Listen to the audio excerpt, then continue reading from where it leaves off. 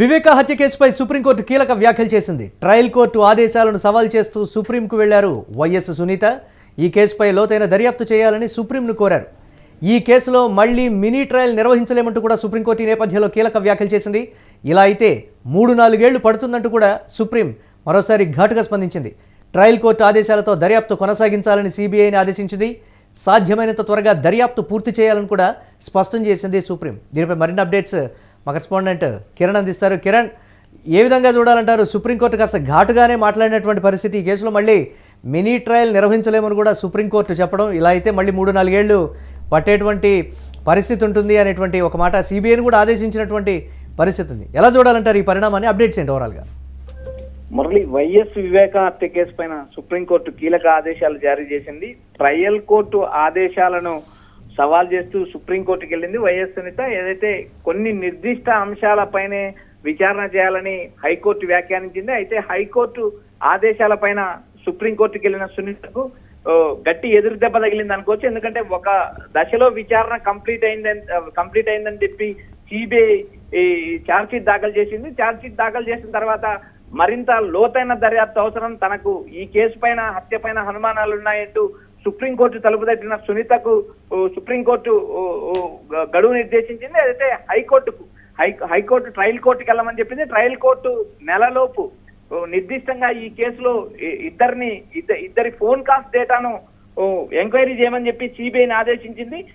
ఏదైతే అర్జున్ రెడ్డి కిరణ్ యాదవ్ వీరిద్దరి phone call డేటాను విశ్లేషించమని సిబిఐ కోర్టుకు హైకోర్టు ఆదేశించింది. ఆ నేపథ్యం పైన ఏదైతే మరింత లోతైన దర్యాప్తు అవసరం అంటూ సుప్రీంకోర్టు తలుపు తట్టింది సునీత. అయితే ఈ నేడు జరిగిన విచారణలో సుప్రీంకోర్టు కీలకంగా వ్యాఖ్యానించింది. ఒకంత సునీత పైన ఆగ్రహం వ్యక్తం చేసింది. ఇలా విచారణను పొడిగించుకుంటూ పోతే ట్రయల్ కోర్టులో విచారణ పొడిగించుకుంటూ పోతే దాదాపు 3-4 ఏళ్లు పడుతుంది.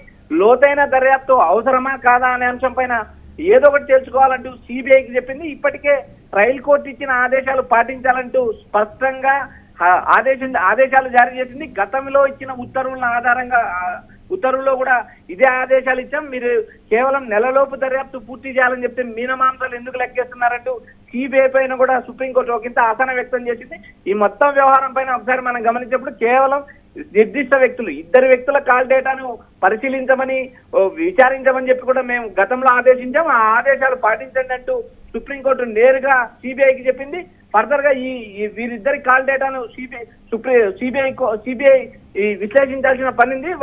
ఇద్దరిపైన విచారణ జరిగే అవకాశాలు స్పష్టంగా కనిపిస్తున్నాయి. మురళి, అయితే ఏ విధంగా ఉండబోతుంది అనేది ఈ కేసుకు సంబంధించి ప్రధానంగా చూస్తున్నటువంటి పరిస్థితి. చాలా రోజులుగా విచారణ పేరుతో జరుగుతున్నటువంటి జాప్యం కావచ్చు, ఒక కొలిక్కు వస్తుంది అనేటువంటి ఆశాభావాన్ని వ్యక్తం చేయడం కావచ్చు, చోటు చేసుకున్నటువంటి పరిణామాల కింద చూడాలి కదా. అంటే రాజకీయపరమైనటువంటి అంశాలను కూడా ఎక్కువగా జోడిస్తున్నటువంటి సిచ్యువేషన్ మనం చూస్తున్నాం. దీనికి సంబంధించి ఏ విధంగా ఉండబోతుంది అంటారు ఫర్దర్గా ఈ కేసుకు సంబంధించి?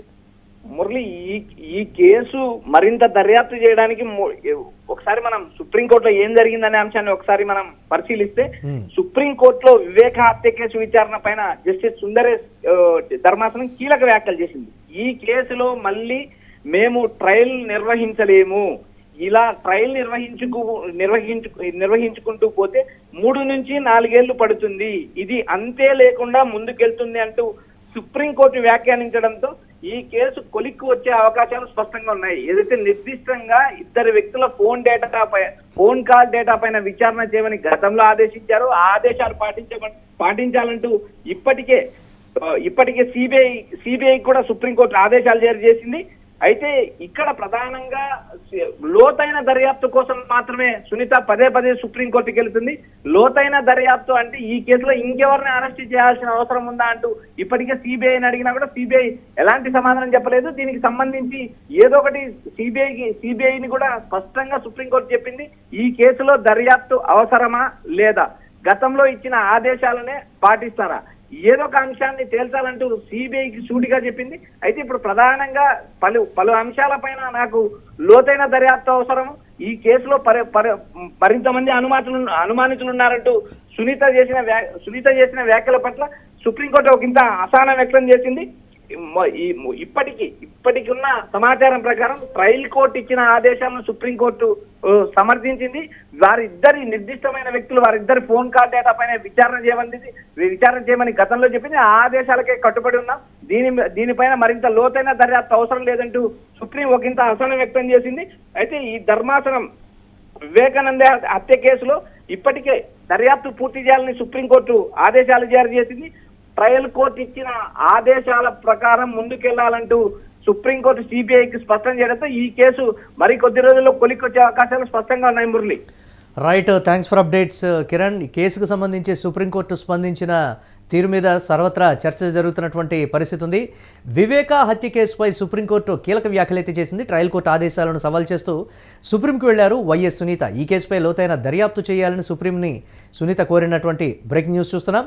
ఈ కేసులో మళ్ళీ మినీ ట్రయల్ నిర్వహించలేమంటూ కూడా సుప్రీంకోర్టు కాస్త ఘాటుగా చెప్పింది.